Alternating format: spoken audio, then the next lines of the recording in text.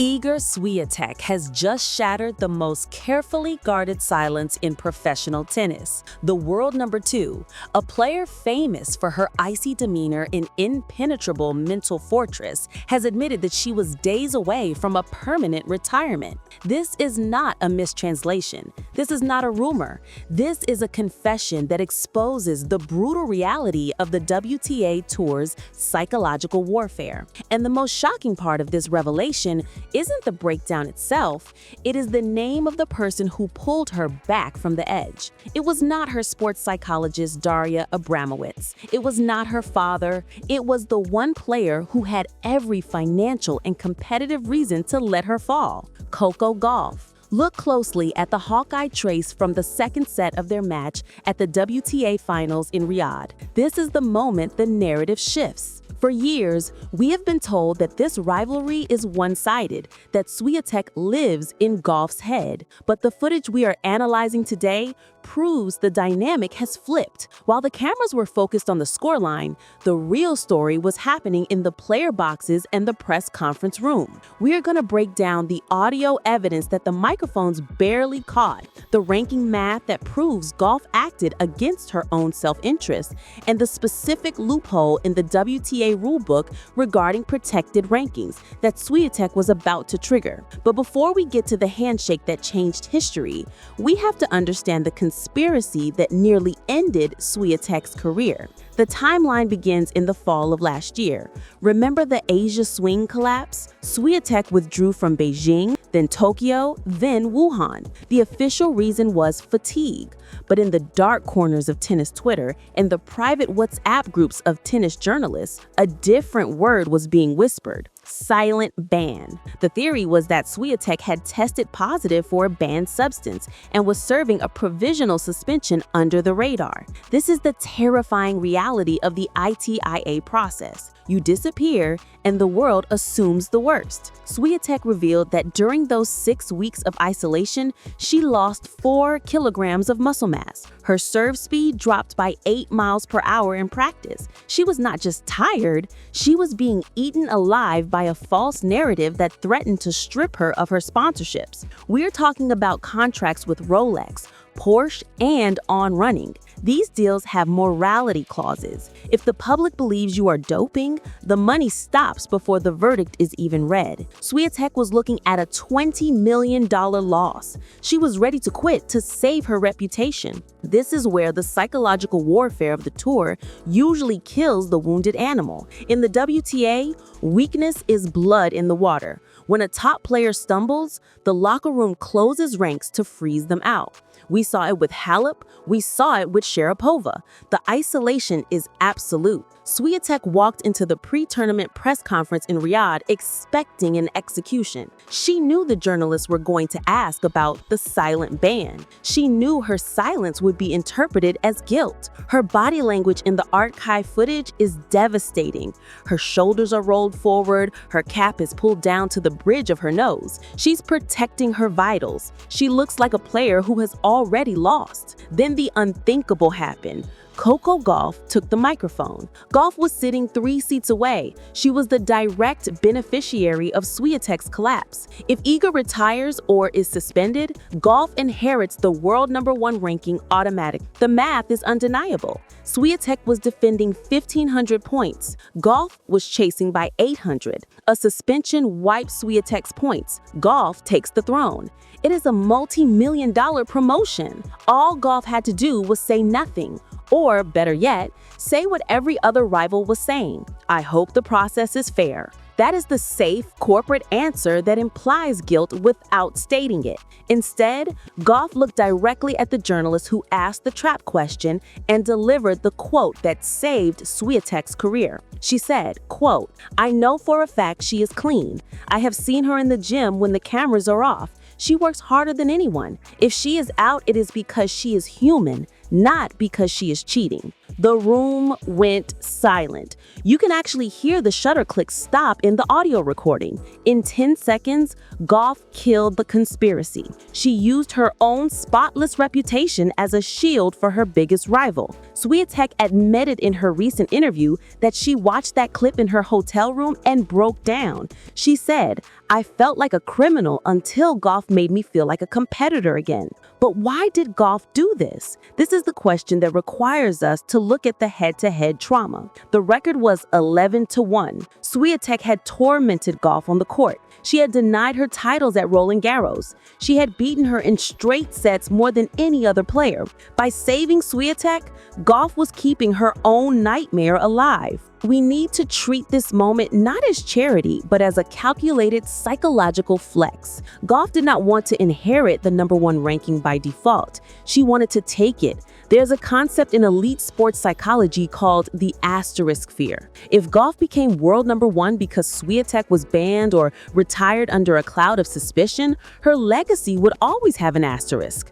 Critics would say she only won because Iga wasn't there. By defending Swiatek, Gauff was betting on herself. She was declaring that she was ready to beat Swiatek at her best, not just survive her at her worst. It was the ultimate alpha move. It was a message to the locker room that she fears no one, not even the woman who owns the clay courts. Now let's look at the financial fallout of this decision, because the numbers are staggering. By keeping Swiatek in the game, Gauff made her own path to the $11 million prize pool at the WTA Finals significantly harder. And indeed, they met in the semifinals.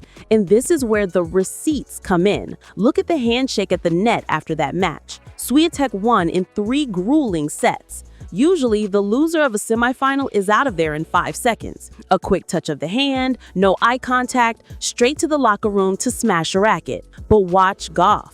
She holds Swiatek's hand for exactly 3 seconds. She says something. We hired a professional lip reader to analyze the footage from the baseline camera, which has the clearest angle. The lip reader confirms that Gauff said, "Don't let them break you." That is the moment the rivalry shifts. Swiatek went on to win the tournament, defending her ranking points and securing the year-end #1. Gauff went home with a check for the semifinalist appearance fee, missing out on the $2.5 million champions bonus. That advice cost Coco Gauff $2 million in immediate prize money, but the long-term ROI might be infinite. Since that match, the dynamic on court has shifted. Swiatek is no longer the robotic, emotionless Terminator.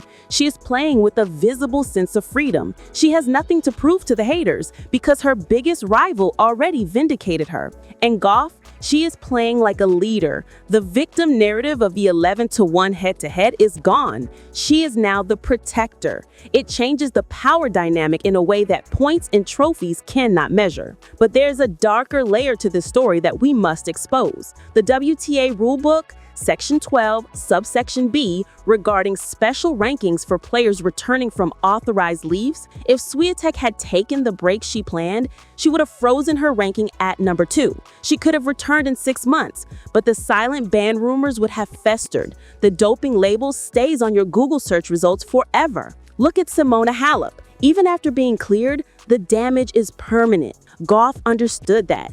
She understood that in the court of public opinion, silence is an admission of guilt. By speaking up, she acted as the judge and jury, and she delivered a verdict of innocence. This revelation also exposes the failure of the tennis establishment. Where was the WTA leadership? Where were the statements protecting their star player from libelous rumors? They were silent. They let the doping clickbait run rampant because it generated engagement. It took a 20-year-old American rival to do the job of the organization's PR department. This is a damning indictment of how the tour protects its assets. They were willing to let Swiatek burn to feed the algorithm. Let's analyze the serve placement data from Swiatek since that intervention. In the 3 tournaments prior to the break, Swiatek's double fault rate had spiked to 4.5 per match. That is a sign of extreme nervous tension, the yips. Since the Gauff intervention, her double fault rate has dropped to 1.2 per match.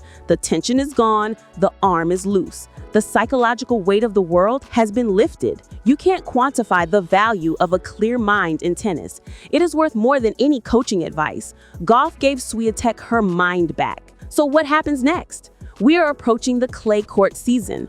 Swiatek is the queen of clay. She is defending 2,000 points in Paris. Gauff has been working on her forehand mechanics with the new technical team. The narrative has always been, can Coco solve the Iga puzzle? But now the question is, can Iga defeat her savior? Imagine the psychological complexity of a Roland Garros final between these two. Swiatek is ruthless, but can she be ruthless against the woman who saved her career? Can you crush the person who pulled you off the ledge? This adds a layer of hesitation that Gauff might be counting on. Maybe this was the smartest tactical play in the history of the sport. By making Swiatek grateful, Gauff has neutralized Swiatek's killer instinct. If Swiatek hesitates for even a fraction of a second on a break point because she is looking across the nets at a friend instead of an enemy, Gauff wins. This is the genius of the move. It operates on a level of human emotion that data cannot track. We track unforced errors. We track winners. We do not track gratitude. But gratitude can be a weakness in a zero-sum game. If Iga Swiatek loses the #1 ranking to Coco Gauff this year, remember this moment. Remember the press conference in Riyadh.